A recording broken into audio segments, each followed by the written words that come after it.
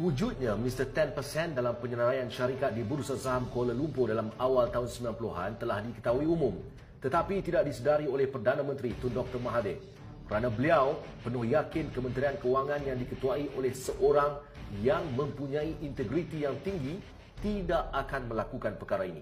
Tentunya yang lebih tahu perkara ini ialah pengurusi Suruhanjaya Security Dr. Munir Majid semasa Anwar menjadi Menteri Kewangan. Utusan Melayu Malaysia Berhad yang dipunyai oleh UMNO sendiri menghadapi masalah untuk disenaraikan sehingga Perdana Menteri Dr. Mahathir Mohamad mengarahkan Menteri Kewangannya Anwar Ibrahim meluluskannya atas desakan dari syarikat itu setelah menghadapi berbagai masalah untuk penyenaraiannya. Ketika itu, Tan Sri Khalid Abdullah menjadi sebagai pengurusi eksekutif Utusan Melayu. Kroni-kroni Anwar Ibrahim di Suruhanjaya Security mengutip 10% untuk dana pejabat Menteri Kewangan untuk transaksi dan public listing setiap syarikat.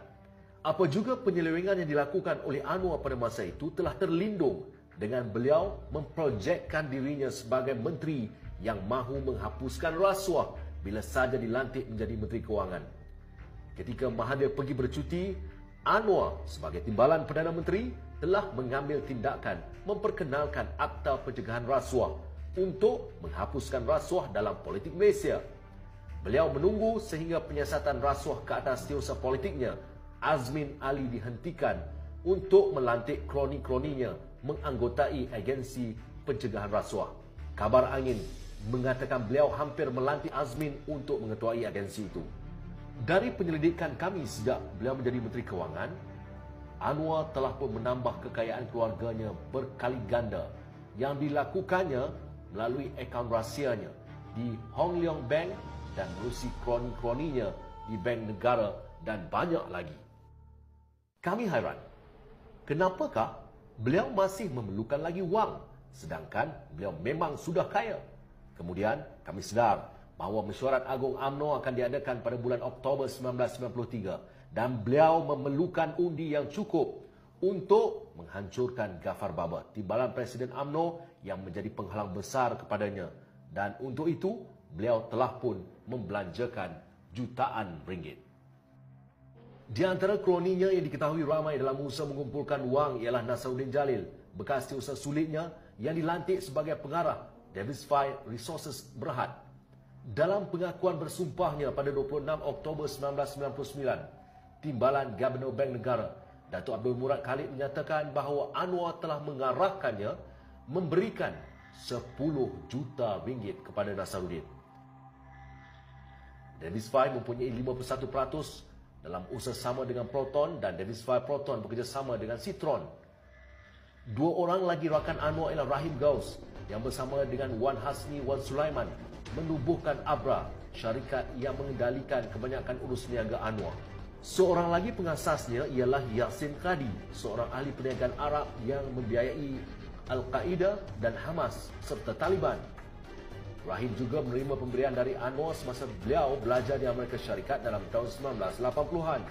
Apabila Qadi Cizla diserbu untuk mencari kuat Al-Qaeda, pihak berkuasa menemui beberapa rekod telefon yang mempunyai nama Anwar, Wan Azizah, Hasan Marikan dan beberapa eksekutif Petronas dan ahli-ahli politik Turki yang sedang mencipta nama. Sumber Bank Negara Malaysia memberitahu kami bahawa Anwar tidak menyimpan yuran yang dibayarkan kepadanya di Malaysia, tetapi disalirkan ke syarikat-syarikat hadapan melalui bank-bank yang kabur atau atas nama orang lain. Anwar bergantung kepada tenaga-tenaga profesional dalam dan luar negara seperti akauntan, penasihat kewangan, peguam cukai. Beliau mengurus operasinya dari Malaysia, tetapi wangnya jarang berada di sesuatu tempat untuk masa yang lama. Melalui Institut Antarabangsa Pemikiran Islam, Anwar mengadakan hubungannya dengan beberapa pemimpin Amerika yang tertarik hati dengan pemikiran liberalnya mengenai kesederhanaan dalam Islam. Antaranya ialah Al Gore, Dick Cheney, Paul Wolfowitz, Madeleine Albright, Colin Powell dan Richard Holbrooke. Mereka inilah yang mempertahankan Anwar. Apabila beliau dipenjarakan kerana rasuah dan liwat, mereka menjadi penyokong kuat Anwar.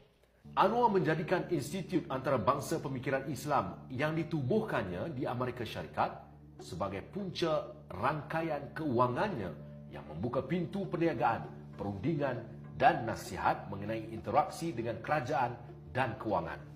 Ini cukup kontradik dengan pemikiran Islam beliau. Tetapi oleh kerana fanatiknya seperti kawan-kawan ABIM yang saudara sebut tadi, mereka menerima juga. Bagaimana? Jadi wajah beliau ini bagi saya ada ketika wajah hitam gelap dalam agama, ada kadang-kadang wajah yang berwarna-warni mengikut warna mana yang dia berjumpa.